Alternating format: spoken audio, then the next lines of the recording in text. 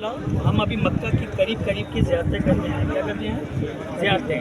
ٹھیک ہے. سب مکہ کے قریب کی سب سے بڑی زیارت حالانکہ خانہ کعبہ ہے، لیکن اس کے بعد اگر علماء کرام فرماتے ہیں تو یہ ایک پہاڑ ہے. یہ ایک پہاڑ ہے. اس پہاڑ کا نام ہے جبل ابو قبیس. کیا نام ہے؟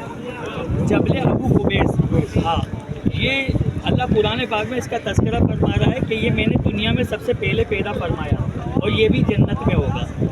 مکہ کے دور میں، مکہ میں جب اللہ کے نبی صلی اللہ علیہ وسلم پیدا نہ ہوئے تھے تو اس وقت مکہ کے لوگ اس پہ کھڑے ہو کے نفل پڑھتے تھے اور دعا کرتے تھے، اللہ ان کی دعا قبول فرما لیتا تھا. اس جبل ابو قبیس کی برکت بتا رہا ہوں. تو اس کی وجہ سے انہوں نے محل بنا دیا. ابھی بادشاہ دنیا بھر سے جو آتے ہیں وہ اسی پہ رہتے ہیں. ٹھیک ہے. یہ چھوٹا سا ٹکڑا یعنی کہ پہاڑ کا رکھا انہوں نے کہ اس کی زیارت کر سکے. چاہتے تو یہ بھی توڑ دیتے ہیں، لیکن اس کی زیارت کرنا بھی ثواب ہے، اس لیے یہاں لے کر آیا ہوں کہ دنیا میں سب سے پہلا پہاڑ جو اللہ نے بنایا وہ ہے جبل ابو قبیس. ٹھیک ہے. اچھا، مقام ابراہیم جس کے پیچھے ہم نماز پڑھتے ہیں، سونے کا نہیں بیچ میں لگا خانہ کعبہ دروازہ. مقام ابراہیم میں ایک پتھر رکھا ہوا ہے، وہ بھی جنت سے آیا تھا، وہ بھی جبل ابو قبیس پہ اللہ تعالیٰ نے وہی نازل کروائی ابراہیم علیہ السلام کو کہ اے ابراہیم، جنت کا پتھر ہم نے بھیجا ہے، اس پہ کھڑے ہو کے میرے خانہ کعبہ کی تعمیر کرو. سمجھ گئے بات کو؟ تو مقام ابراہیم جنتی پتھر ہے، کہاں سے ملا؟ جبل ابو قبیس سے. اسی طرح حجر اسود کے 7 پتھر ہیں. کتنے پتھر ہیں؟ ایک کے بعد 6 لکھا ہے، ایک میں 7 لکھا ہے.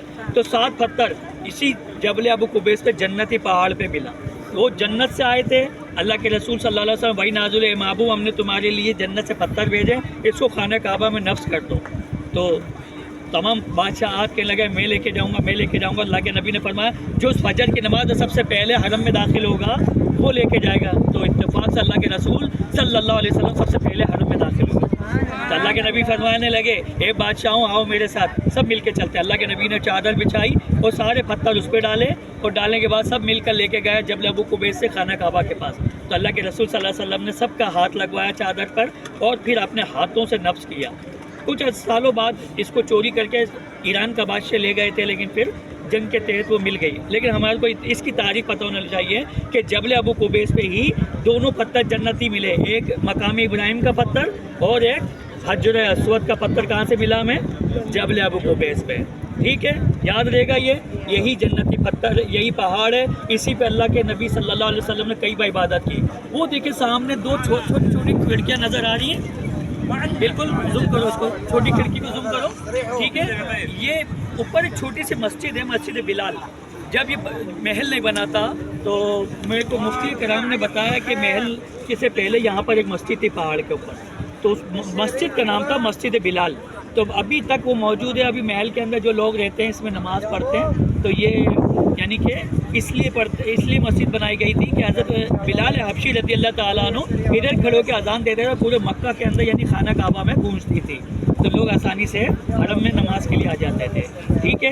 اور اسی طرح وہ سامنے میں نے دروازے کی نشاندہی کی، باب سلام ہے. اللہ کے رسول صلی اللہ علیہ وسلم یہیں سے اندر جاتے تھے. پہلے آج سے تقریباً 20 سال پہلے عمرے کا دروازہ یہی تھا، باب العمرہ یہی کہلاتا تھا.